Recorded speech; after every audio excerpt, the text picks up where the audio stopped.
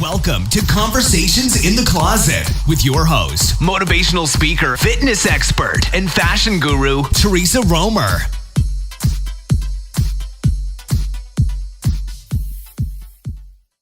Welcome to Conversations in the Closet. I am your host, Theresa Roemer, with my infamous co-host, Michael Pearce. Howdy, y'all. Are you practicing that howdy, y'all, for the big rodeo? Well, I prefer to call it rodeo, but yes, I am practicing for the rodeo. I saw you on TV the other day talking about the rodeo and titties. Oh my goodness. It was good. It was good. It was good. It was good. So, titty. You what? I said hashtag titties. It's going to live on forever. Well, we know how you love titties. I do. I really do. So, unfortunately, that's not what our topic today is about. We're not going to be talking about titties, but it's probably something most people don't want to talk about. But I think there comes a point in your life, or a few times in your life, where you literally have to talk about it because it's on your mind. Uh-oh. Is it sex? A new car? Whether or not to break up with that spouse? Whether to buy the shoes? This could be any number of things, Theresa Roemer. What is it? Well, sex is on my brain like 24/7. So that's not something I have to think about. That's not something I have to think about a couple times a year or a couple times in my lifetime. That's like a couple times every hour on the hour. Such a man in that way. Oh, I know. I'm such a slut sometimes, but my husband loves it. I bet he does. He's quite happy, I'm sure. So really, I really want to talk today about mortality. Oh, gosh. I know. And, no, but you know what? Sometimes people, when you say that word, they freak out. They all of a sudden freeze. They don't want to talk about it. I don't want to talk about death. I don't want to talk about my funeral. I don't want to, they just, if you talk about wills and getting your trust in order, nobody wants to talk about it. Nobody wants to do it because they think, I guess. Go ahead.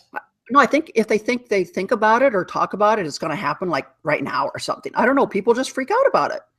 I will talk about my funeral all day long because it's going to be the biggest, gayest thing, second only to my wedding. I have no problem talking about that. But I totally get the not talk, because I did, prior to going into oil and gas, I did wills and that trust stuff. And it's always a fun conversation to say, so when you're dead, what do they want to do to your body? Who gets your kids? Who gets your luggage? It's really it's a happy, fun time for all. Yeah, but what a lot of people don't realize, and Lamar and I meet with the estate planners almost yearly, it seems like, because everything changes all the time. It's smart. It's smart to do that. Well, but it's amazing. People don't realize that if you do not have control of your estate, the government does. And why would you want to trust your entire life to a bunch of strangers? Or even worse, if you don't spell out what you want, your heirs will fight tooth and nail, destroy each other. I have seen so many people fight over grandma's doilies. You have no idea. Oh, I believe me, I understand all of this. I mean, I experienced it for the first time in my life when my brother died.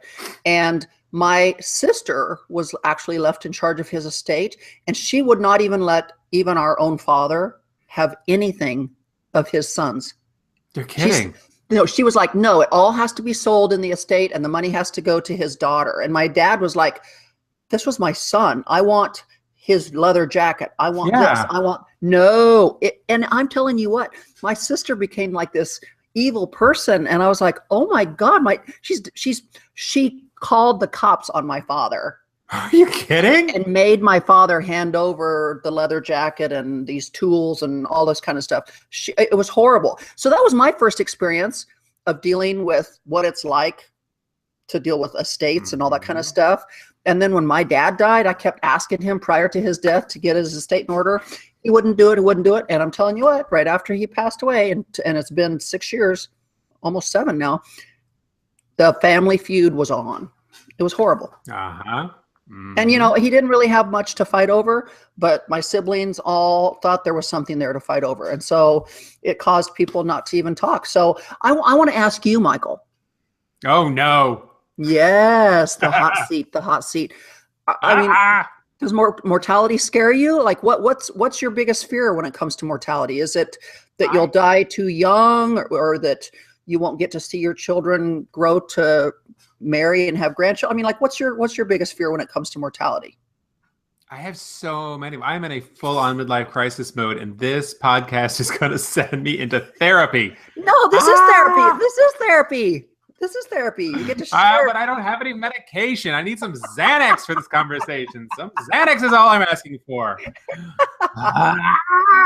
No, I am so freaked out about it. I remember being as a little kid, I've always been afraid of dying. And I think part of my stuff actually stems back to my parents never talked about this stuff. I remember when I had a great grandmother died, they didn't say anything.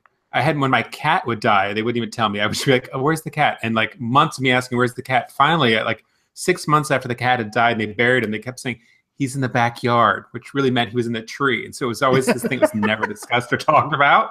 So this day I'm like, my dad could die. And my mom's like, he's in the backyard. Like, So I think that not knowing, right, kind of, I don't know, promulgated all that for me. Well, I think maybe because I've had a few deaths in my lifetime, I'm a little, maybe I'm a little farther ahead in knowing not to be so freaked out about it. It's kind of like now it's like, hey, if my brother's gone there and my son has gone there and my dad's gone there, like, what do I need to be so scared about? I think my biggest fear is that I don't get everything done that I want to get done before it's time, because we don't know when it's time. So let me ask you then, I think another big part of this is, do you think that there is something after this life, that you go into a heaven or afterlife? Without having to say too much, is there something more for you after this world? Of course. I don't believe we're put on this universe to only live this little short period of time on this place called Earth. I think there's an eternity out there. I don't think when we close our eyes for the final curtain that it's over. I don't believe that for 1 second. I think we're in eternity forever. We may not be there in the extent that we're in our bodies like right now, and so on and so forth. But I cannot believe for 1 minute that we're brought into this universe only for this actual very short period of time, if you really look at it, compared to all of eternity. Amen. I that's a much more comforting view of death than I think. And maybe that's where a lot of people struggle. That I just focus on what my grandmother lived to almost being 100. And there are a lot of people on that side that live very long. And I remember having discussions with her many, many times where she would talk about death. She said, at some point, you will get so old, you'll be wanting to go. I hope I get to that place, not I'm sitting in like a post office and a shooter shows up. Like, I think about that, and which is a scary reality right now in our world too. So I don't know. The idea of dying does scare me. I'm missing out so much because I think life is really good right now. Things are going well. Even when things aren't going well, it's still pretty damn lucky to be above ground. Right. Totally agree. 100%. But like I said, I can remember when my brother died, and he was my best friend, my buddy, my pal. And the preacher actually looked at me and he said, you're not crying because you're sad for him. You're crying for yourself because you're going to miss him. And you want him back. You want to spend more time with him. So you're only crying for yourself. You're really not crying for him. And I thought, wow, that's probably so true. That is very true. The funerals are for the living. They're not for the dead. That's very true. Right. And for me to think that my baby brother has gone before me and my son has gone before me and now my dad, I just have to think, I can remember the guilt when my brother died because I was the big sister, right? And he died and they wanted to put him in the ground, right? And I stood there at the casket and I screamed and I cried and I was like, no, you can't put him down there. You like you can't put him somewhere where I've never checked out. Like I haven't checked it out. You can't. Like I want to go see that hole. I need to lay down there, test this. Well, that's kind of sweet. And I don't even think it was the hole I was talking about. I was just talking about where are you going to take him? Because I need to go check it out because I'm his big sister. I'm supposed to protect him. He's my little brother. You can't just take him somewhere where I haven't checked it out yet. I mean, I freaked out. Were you young or older when he passed away? I was 28. Still very young. 27, 28. Yeah. And he was only 23. So, I was his protector. I was like, oh no, you can't take, and I can remember just sobbing like, oh my God, I just felt so guilty that I had not gone ahead of him and checked things out and made sure it was okay for him to go there. No, does that make sense? It was Absolutely. weird. It was weird. And now with my son and my father, I'm like, well, they're all up there having fun together. And now they're just waiting on me saying, what's taking you so long? That's a lovely way to look at it. It's much prettier, nicer than the scary way I look at it. I'm going to adopt that. I like yours. I'm going to check that box. No, and I always feel like you get taken off this earth because you get your job done ahead of time. So I'm thinking, wow, I'm a slacker. Well, that's actually a really good philosophy. I hope that's right, because if so, I'm going to start underperforming so that I cannot complete my task. I'm just going to suck at everything. I'd be like 120. God's like, he's got to go. I'm sorry. He's just not going to pass the test. Let's just give him a C-. And that's what I'm do. I'm just going to suck at everything. We're not like, I can't go. Look at that. I'm still working. But name one person that has got to live forever. Well, I don't know if vampires are allowed to come out of the closet yet. I think they might be our new civil rights movement. I don't know. But I'm just saying, if you go back to the beginning of mankind, there's no one that's ever been allowed to stay on this earth forever. So what makes us think we are? Well, that brings up an interesting, how many fables and part of our history talk about living forever, which begs the question, if you had the chance to be a vampire and live forever and stay young and beautiful as you are now, would you do it? I think I'd get lonely for the rest of my family that wasn't here anymore. We'll bump them off one at a time, too. Just the ones you like. Just the ones you like. Because I'm thinking, why would I want to stay here if everybody that's in my family and everybody that I love has gone on? You have a really good view of death, then. I think that for you, it's not an end. I think it's just a next step in the journey. That's actually very sweet and sort of comforting. Yeah, my husband didn't have it. He had a brother who passed away. And now, even when we were doing our wills and talking about, like, what do you want to have happen with the remains? Do we want to get buried or cremated and all that?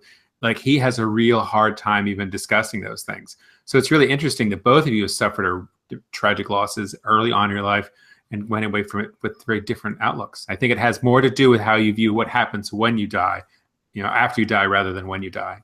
Right. And I don't like to bring religion into this podcast. Go for it. It's a podcast. Whatever. We'll talk whatever you want. You big atheist. I'm kidding. She's not an atheist, folks. I really just don't like talking about politics or religion. Oh my God. I love talking about both. Well, I like to talk about both, but sometimes not on a podcast. Yeah, because I just don't need people trying to seek me out and kill me for no reason. I mean, No. I have enough of those fans out there. But I don't know. I mean, I'm a very spiritual person. I've given my life over to Jesus many times, not only as a child, but as an adult many times, been baptized many times. And I have to say, the one thing that's helped me get through the deaths of my brother and my son and my dad is having faith and knowing that we too shall meet again. There are a lot of wonderful things about having faith, and I think that's absolutely one of them. Let me ask you a question on that. So do you think that there is a heaven and hell and a punishment and a different leveling for how good you were on this life? Oh, yeah. Oh, yeah. I'm so screwed. And you know, deep heads in a rosary right now, because folks, I'm bleeped. And you know how competitive I am. So I know. I am no way going to get on rung number 2 or 3. I know I'm not going down, but the elevator for me is only going up. So, when I can't climb Mount Kilimanjaro, I expect to be, I am hoping that all the good I continue to do on this earth every single day is going to help propel me in that elevator to the very top floor, the penthouse. Now, is that a motivator for why you do things, or you think that's just I do this and good for that? Because I tell you, it's a strong motivator for me. I would actually I'm gonna have to stop eating puppies and souls of young babies. I do somewhere in my inner head. Yeah. I do have that thought of I do believe that there's this little calendar on the wall of some sorts, and you get good marks and bad marks for things that you do in life. I believe that our Father in heaven does that. And I am hoping that my good marks are going to totally outweigh my bad marks, and that I will definitely. And so, yeah, I look at it from a competitive standpoint. I look I'm at it like Santa oh, hell no. Claus. I'm with you. Ever since a little kid, it was like, how many of your good deeds outweigh your bad deeds? And I learned early on, if you do a lot of really good stuff, you get great presents. If you kind of suck at it, you get coal. So from a religious and a Santa Claus standpoint, I'm with you on both counts. I think there might be some tallying system out there. So do you have this conversation with your children at all? No. And it's interesting. I'm looking forward to it because I fully expect it. I remember asking questions about God and what happens when you die. And I don't think my parents were quite comfortable with having these conversations, but I look forward to it. But I'm going to come from it a place of, I don't know. I don't think anybody really knows. Here are different things people believe in, and kind of helping them shape. Because my daughter goes to a very religious institution now, and she goes to prayer every week. And so she's being raised in a whole different ideology that I never had growing up. And I hope that fosters her to ask these questions. So that was going to be my next question. So I don't know. And I'm a pagan witch, in case you're wondering. She's about to ask me. No, I'm not a pagan witch. I love them. I'm just saying, I've never asked you your religious beliefs, and I don't know if you go to church, and I don't know if your children go to Sunday school. So, I know we've had that discussion with our twin 8-year-old grandsons. They go to Sunday school and they talk about Jesus and all that kind of stuff. We've not had that mortality conversation with them at 8, of course, not yet. But that was my next question is how religious do you raise your children? So they're at a church school now, and I'm all open-minded to all of that. I'm open-minded to anything that's inclusive. And I love the idea of having a higher power thing. I think at this stage, they really don't have any sort of comprehension of any of that stuff, but I think it'll be a good foundation. She'll go from there to a public school, and at some point she'll ask those questions. But she does talk about death a lot. In fact, we went to visit a mutual friend of ours, and she has this really sweet puppy. And Estelle was playing with the puppy and licking all her face. We're going to leave. And as we leave, Estelle says, "Bye-bye, I'll see you later, puppy, if you're not dead." Why would you say that? I looked at her, I'm mortified. I'm staring at my friend, I'm like, what? I have no idea what my daughter says. I say, why did you say that? She goes, well, her last puppy died, so I don't know if she kills them. So I'm like, no. So then we had a discussion like, well, she didn't kill her puppy. We had to talk about like getting older and things passing, but she's just, in her mind, it's like they're asleep or something. But so we've had these sort of funny concepts that really, she doesn't get it. She knows it's a term, but doesn't know what it means. So your parents and Matt's parents are still young enough.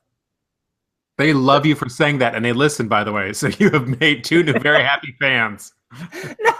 No, I'm just saying they're not like in their 70s and 80s and close to death or anything like that. They're still younger and have their health and everything, I'm assuming. I don't know. My parents are in ailing health, and my father-in-law his health is he's struggling. Neither of them are at the peak. They're not in their 40s anymore, but I don't know. We haven't had those discussions. I suspect at some point we will, but like you said, none of us know when we're going. Right. And so that's what I'm saying. Estelle really hasn't lost any grandparents or anything like that. No, the closest thing she's lost are toys that the dog eats. you have, but she's very focused. We do. Oh my gosh. Speaking of that, my dog keeps digging up something in the backyard, and I was getting so angry, couldn't figure out what it was. And the same friend that had the dead dog, her dog went back and started digging, and was digging up where the other dog was buried. So we just might have to have that discussion. I don't know it's buried in my backyard, but I hope it's not a person. I suspect any day now my boars are going to be pulling in like a femur bone or some hamster from the 80s. I don't know. But you'll have an amazing dinner party there some night, and an arm and a handle. Your dog. Let's hope it's Halloween when it happens, so I can really enjoy the scare part of it. But so, no, the kids haven't lost anybody, but we talk about it. Yeah, I think you have to. So that was my next question was, with your children not really losing anybody, they haven't had to deal with death, and thank God. I mean, they're still very young, and you hate to have them deal with it, but like you said, we never know when it's going to happen. And, it's like one of those conversations you have to have, like the birds and the bees conversation, I mean, like with the twin 8-year-olds, Tashina's my daughter's already looking at me going, Mom, we really need to start talking to them about this. And I'm like, we? I already did that. I already did that when you guys were little. And she's like, I don't know how to talk to boys about this. And I'm like, oh, Lord. It's your job there, baby doll. Do you do anything? Because like you've lost people earlier, like with your son or brother. How do you deal with anniversaries? Do you celebrate them or talk about them and keep them alive, or do you stay quiet and reserved? How do you deal with anniversaries of deaths? I think I keep my brother's memory alive and his life and story alive because he died of a heart attack. So that's why I deal with the American Heart Association so much. That's that, and with my son, I just love talking about death and how I've been able to deal with my son's death. And I love to speak at grief counseling seminars and big, huge workshops to talk about death, because I think the more you can talk about it and share that person's life with other people, the more it helps you. It's very therapeutic for me to talk about my son. And even though it's not as painful now as it was in the earlier years, it still brings tears to my eyes and so on and so forth. But I truly believe that the therapeutic part of it is talking about it, is sharing, instead of just shoving it in a corner and just, letting it dwell up inside of me and cause me to be. And telling your son that the cat is out of the backyard by the tree. Yeah. But, it just, the sad thing is the last time I saw him was on 4th of July weekend, the last time I saw him was on Mother's Day weekend, and then I had to bury him on 4th of July weekend. So Mother's Day and 4th of July just aren't big celebratory, things for me. I don't look forward to Mother's Day really that much anymore, because that was the last time I got to see my son, even though I'm glad I got to see my son then. And then 4th of July, everybody's usually celebrating and fireworks, and I just don't really want to celebrate, and it's been a long time. It's been 11 years. And you'd think I would move past that, but those are just two holidays that I don't really care to celebrate or be joyful. Yeah. That makes sense. I don't know, because like there's some cultures that they celebrate the dead and keep them alive. And with your view of there being an afterlife and coming to join them, I didn't know if maybe you did the same thing, like on the 4th of July, honoring or celebrating him. But it's such a personal, emotional thing that I think no matter how you handle that grief, and you can disagree with you, but I think that grief never goes away. It may change and evolve over time how you respond to it, but the grief never goes away when you lose someone you care about. No. And it's personal. No one answer I think fits for any one person. No, the pain never goes away. That old saying that time heals all. I do believe Lies. It's actually drugs Lies. probably that heal all. Amen. See, back to Xanax. So, they have the old verbiage of saying, time heals all. And in a way, I guess that's true, because I can actually say the first couple years after my son's death, I was a basket case. Nobody wanted to be around me. I was not a happy person. I was sad and crying all the time. I couldn't, it was hard. And I could actually say that every year that has gone on and on and on, it's gotten, I don't want to say easier, but the pain is not as sharp. The pain is not as intense. You have your moments, but it's nothing compared to those first 2, 3, 4 years. It was.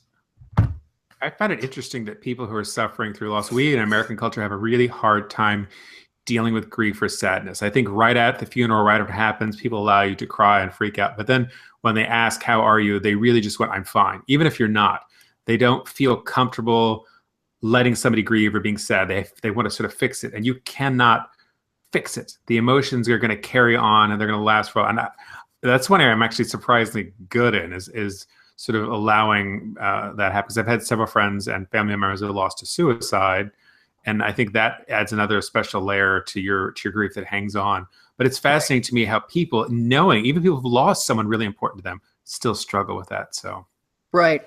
So I guess the takeaway here is that we just want you to make sure you want to live forever. You just got to make sure that you live every day to your fullest, because you never know when it's going to be your last day, and you never know when the people that you're talking to, it could be their last day, a car accident, like you said, a suicide, a murder, whatever. I'm like, you just don't know. So I think the takeaway here is get everything done that you want to do in life. Don't let anything hold you back. If you want to do it, because tomorrow's not promised, and live every day like it's your last day. And when you put your head on your pillow at night, go, you know what? I had one hell of a great day today. If you got to take me tonight, take me, because I did it all today. I don't know. I mean, that's how I look at life. I just have to look at life every day. Like when I wake up in the morning, God's given me another day. I'm going to do the best I can today. I'm not going to feel sorry for myself. I'm going to get out there and I'm going to do everything I can possibly do to just make my place on this earth before I leave. And I'm going to bed saying, not today, Satan, not today. So with that said, I hope you all feel a little bit better about our subject today on mortality. I hope Michael and I shed some light on it and let you see a lighter side to us and our views on mortality. And make sure you get out there and see us everywhere on social media, on Facebook, Twitter, Instagram, YouTube, Pinterest, everywhere. Just look us up. We're out there. And I hope you all have a great rest of the week, and we will catch you next week. You've been listening to Conversations in the Closet. We will return again same time next week. Brought to you by NI30D Athletics.